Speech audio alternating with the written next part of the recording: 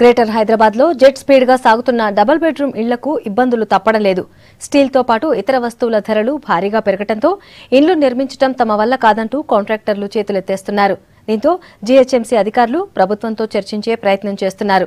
రాష్ట్ర ప్రభుత్వంతో మాట్లాడి కాంట్రాక్టర్లకు నష్టం లేకుండా చూస్తామని చెబుతున్నారు.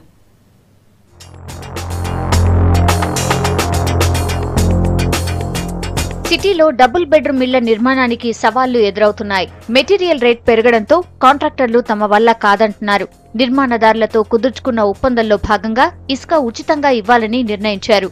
230 రూపాయలకే బస్తా ఇచ్చేలా సిమెంట్ ఉత్పత్తిదారులను ప్రభుత్వం ఒప్పించింది. టన్ను స్టీల్ ధర 30,000గా చెప్పారు. అయితే టన్ను స్టీల్ రేట్ 32 నుంచి 35,000 ఉన్నప్పుడు ఈ ధర నిర్ణయించారు. జీఎస్టీ అమలుతో నిర్మాణ సామాగ్రి రేట్లు పెరిగాయి. ప్రస్తుతం బహిరంగ మార్కెట్లో స్టీల్ ధర టన్నుకు 47 నుంచి 48,000 ఉంది. మున్ముందు 50,000కు చేరే అవకాశం ఉందని మార్కెట్ వర్గాలు అంచనా వేస్తున్నాయి. జీఎస్టీతో స్టీల్ రేట్లు పెరగడంతో నిర్ణయించిన ధరకు ఇండ్లు కట్టించి ఇవ్వలేమంటున్నారు కాంట్రాక్టర్లు.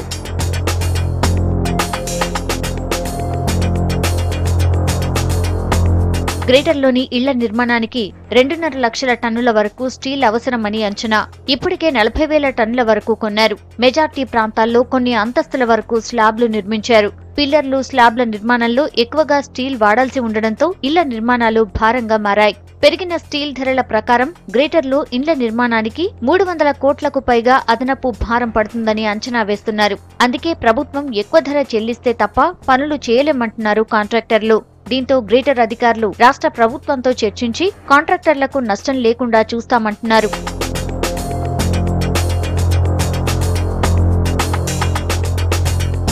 గ్రేటర్లో 1,00,000 డబుల్ బెడ్రూమ్ ఇళ్ల నిర్మాణం కొనసాగుతోంది.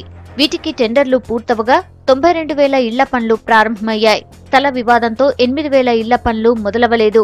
ఇక G+3 వరకు నిర్మించే భవనాల్లో ఒక్కో యూనిట్ ధర 7 లక్షలు, ప్లస్ 5 అంతస్తులకు 7.5 లక్షలు, ప్లస్ 9 అంతస్తులకు 7.9 లక్షలుగా ధర నిర్ణయించారు. ఒక్కో యూనిట్ కు 75,000 చొప్పున రోడ్లు, వీధి దీపాలు, తాగునీరు, డ్రైనేజ్ పైప్ లైన్లు లాంటి వసతుల కోసం ఖర్చు చేస్తున్నారు. గ్రేటర్లో మొత్తం 2 లక్షల ఇళ్లకు 18,000 కోట్ల అంచనాతో నిరుపేదల డబుల్ బెడ్రూమ్ ఇళ్ల నిర్మాణం మొదలుపెట్టారు.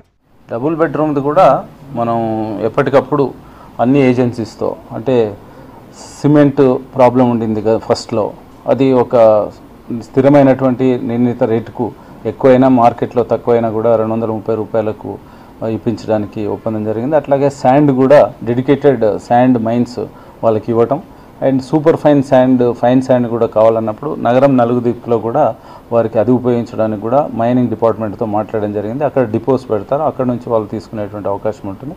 అట్లాగే స్టీల్ ప్రైసెస్ పెరిగిన దృష్ట్యా ప్రభుత్వం స్టీల్ మ్యానుఫ్యాక్చరర్స్ అసోసియేషన్ వాళ్ళతో చర్చించి దాన్ని స్టీల్ ప్రైసెస్ను కూడా కొంత తగ్గించి ఆ తగ్గించినటువంటి రేట్కు వాటికి ఇవ్వడం జరుగుతుంది. అట్లాగే ల్యాండ్ అక్విజిషన్ ఇష్యూస్ కానీ, కోర్ట్ ఇష్యూస్ కానీ, లోకల్ ఇష్యూస్ ఏమైనా ఉన్నప్పటికీ కూడా, అట్లాగే ఆన్లైన్ పేమెంట్ ఇంతకు మొదలులాగా మళ్ళీ ప్రతిసారి మనం గవర్నమెంట్కి రాసి ఫైనాన్స్ డిపార్ట్మెంట్కి వెళ్ళి నెలలు కాకుండా వారికి అత్యంత వేగంగా ఎప్పుడు కన్స్ట్రక్షన్ జరిగితే స్టేజ్ వైజ్ బిల్లులు కూడా అందేటట్టుగా ఎప్పటికప్పుడు సమన్వయం చేసుకుంటున్నాం.